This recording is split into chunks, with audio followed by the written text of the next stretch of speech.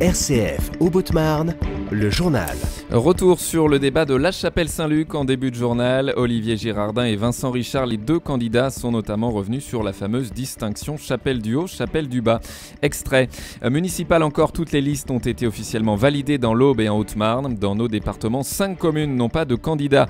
Et parmi les listes attendues, celle de François Baroin, avec 3 noms particulièrement remarqués. On vous dira lesquels. Les orthodoxes auront bientôt leur propre église dans l'agglomération troyenne. Les travaux avancent à Saint-André-les-Vergers. On fait le point. Et puis en football, l'Estac, deuxième provisoire de Ligue 2.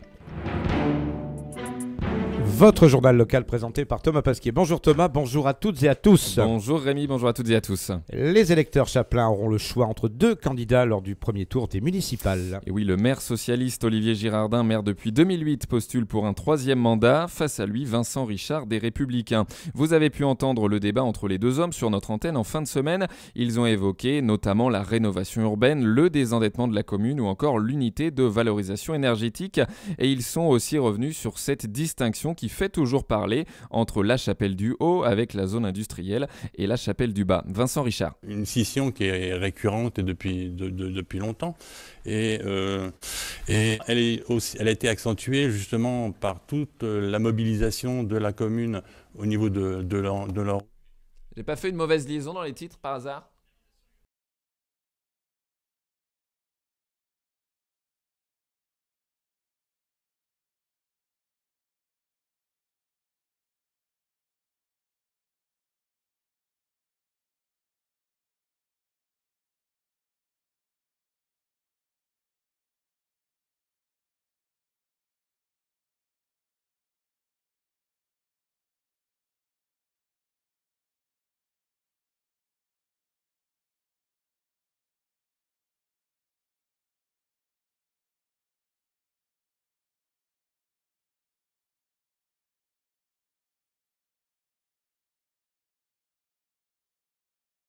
Les quartiers sont très différents, c'est une mosaïque d'habitat, de modes d'organisation et même de culture, on va se le dire tranquillement. Moi je vais vous dire ce qui a fait du mal à la Chapelle-Saint-Luc. C'est que pendant des années, les élus dans cette ville, ils ont dit quelque chose en bas, et puis ils ont dit exactement l'inverse en haut de la ville. C'est-à-dire que la rénovation urbaine, c'est nous qui l'avons lancé. Girardin, lui, il a fait que faire. Mais c'est nous qui l'avons fait. Et en bas, les mêmes, dire, vous avez vu tout l'argent qu'on dépense en haut alors que c'est nous qui payons les impôts. Le débat des municipales spéciales La Chapelle-Saint-Luc à réécouter sur notre site internet ou à voir sur celui de notre partenaire de ces élections, Canal 32. Et des élections, il en reste quelques-uns, et des débats, il en reste quelques-uns d'ici le premier tour des municipales, le 15 mars. Et oui, ce lundi à 11h, vous avez pu entendre le débat de Saint-André-les-Vergers. Il sera rediffusé ce week-end. Mercredi à 11h, le débat de Brienne-le-Château. Et vendredi à 11h, interview des candidats de Bar-sur-Aube. Et on connaît désormais officiellement le nombre de listes pour les municipales dans nos 2 départements. Dans l'Aube, 6990 noms figurent sur l'ensemble des listes. Et sur les 48 communes de plus de 1000 habitants, notons que 23 n'ont qu'une seule liste.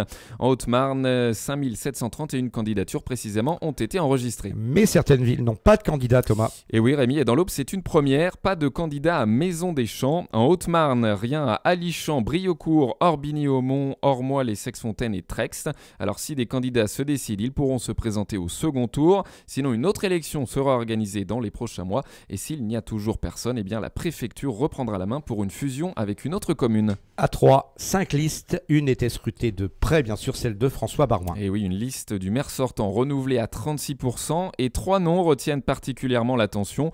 Vu leur place sur la liste, ils feront forcément partie du municipal si François Baroin est réélu. Il y a Francis Bécard, le directeur de la Y Schools, l'école de commerce.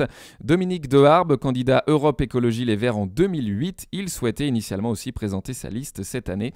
Et puis Virginie Guillaumet, ex-présidente de l'association des commerçants. En revanche, des historiques disparaissent. Gérard Menuel, Annie Rouvre, Elisabeth Grandpierre ou encore Lise Patelli. Elisabeth Philippon et elle symboliquement en avant-dernière position, non éligible. Et puis Olivier Richard, maire adjoint sortant, et lui aussi en danger. Il est 41e sur la liste. 41, c'est le nombre de conseillers de la majorité actuellement. Jour de rentrée scolaire dans l'Aube et en Haute-Marne, l'Académie de Reims revoit ses règles avec le coronavirus. Oui, dans un premier temps, la semaine dernière, elle demandait aux parents rentrant de vacances d'une zone à risque, comme l'Italie ou l'Asie, de ne pas emmener leurs enfants à l'école pendant 14 jours. Une mesure inutile maintenant que nous sommes passés au stade 2 de l'épidémie. Plus besoin en effet de confiner des personnes puisque le virus circule désormais bien en France. Tout le monde peut donc aller à l'école, mais en revanche, tous les voyages scolaires à l'étranger sont eux reportés.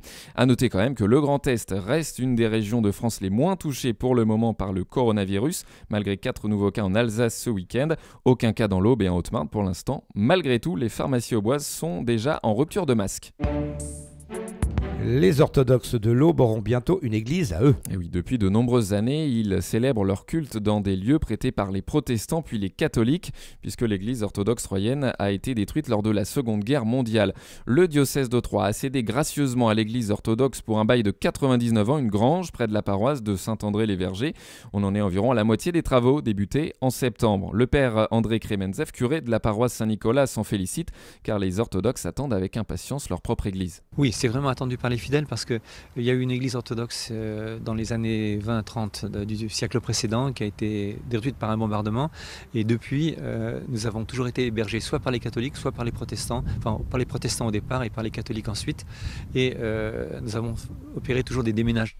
Et ce sont des églises que les catholiques nous prêtent avec beaucoup de gentillesse et tout, mais ça nous oblige à emménager le samedi soir, déménager le dimanche matin. L'extérieur de la grange est désormais terminé, des travaux de l'ordre de 100 000 € pour la toiture, mais il reste encore 150 000 € à investir. Frédéric Ruiz-Caro, le président de l'association culturelle Saint-Frobert. Ça nous a permis de faire toute la toiture intégralement, donc charpente, tuiles, clochetons, et les réparations avec des matériaux historiques et locaux sur tous les murs du bâtiment. À ce jour, on a fait la moitié du chemin. Il nous reste l'autre moitié à parcourir, puisque c'est en grosso modo 150 000 € en travaux qu'il nous faut réaliser et pour lequel, bien entendu, nous comptons encore une fois et toujours sur la gentillesse de tous les donateurs. Et le père Kremenzev tenait aussi à souligner le soutien des artisans sur le chantier et aussi de 2 compagnons du devoir pour le clocheton. Des entrepreneurs qui ont vraiment fait leur maximum pour que ce soit très bien fait, à un prix raisonnable. Ils ont tous fait de gros efforts pour nous aider et le travail y a été vraiment extrêmement bien fait. Et lorsque le clocheton a été mis sur le toit, le clocheton avec la croix, tous les artisans qui avaient participé aux travaux sont venus, alors qu'ils n'étaient pas directement concernés, puisque ce n'est pas eux qui avaient participé au clocheton. Voilà, vraiment, ils y ont mis beaucoup de cœur. Et nous, ça nous a fait extrêmement plaisir. Et si vous voulez participer au financement du chantier de l'église orthodoxe, eh bien rendez-vous sur le site de la Fondation du patrimoine, l'église qui devrait ouvrir d'ici la fin de l'année. En sport, Thomas, la très belle opération de l'Estac ce week-end. Et oui, les Troyens se sont imposés 2-0 chez la Lanterne Rouge Orléans vendredi avec un nouveau but de Souk, très performant le Sud-Coréen depuis son retour au mercato d'hiver. Et puis aussi un but de Barthelmé, le meilleur passeur de Ligue 2, a inscrit son premier but avec l'Estac. Une victoire qui permet à l'Estac de passer 2e de Ligue 2 à la faveur du match nul d'Ajaccio et aussi de revenir à seulement 4 points du leader lorientais qui a chuté à domicile ce week-end. À 11 journées de la fin, Rémi, les Troyens peuvent plus que jamais rêver à la montée. Et puis le CVB 52 taille patron, Thomas. Oui, puisque les CVBistes ont déroulé à domicile, victoire des volleyeurs chaumontais 3-7-0 contre Montpellier, un autre prétendant au titre, avec notamment un très beau 25-13 pour finir dans la 3e manche. Le CVB 52 assoit ainsi sa 4e place et revient même sur les talons des Montpelliérains 3e. Il reste 3 journées dans la phase régulière avant, Rémi, d'entamer la fameuse phase de play-off à élimination directe. Et puis nous accueillons avec beaucoup de plaisir un nouveau journaliste à partir de ce lundi au sein de la rédaction. Et oui, vous l'avez peut-être entendu vendredi si vous étiez avec nous. Charlotte Meunier nous quitte pour de nouvelles aventures professionnelles, direction le Canada pour elle. Dès cette semaine, vous entendrez donc à l'antenne Ghislain Saby. On lui souhaite la bienvenue, il est juste derrière moi en studio. Ghislain qui exerçait auparavant ses talents chez nos confrères de Champagne FM.